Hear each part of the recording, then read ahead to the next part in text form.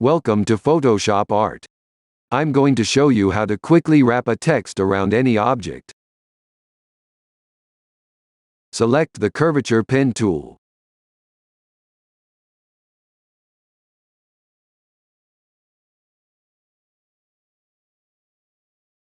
Click around the object to create a path.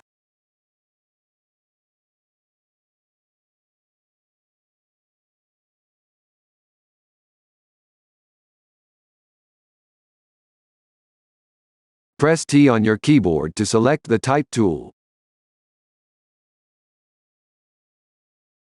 Place the cursor on the path, and when you see a curve, click on it.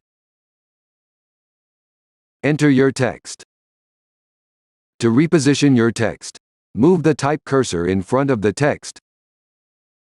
Press and hold Alt, and use arrow keys to move the text.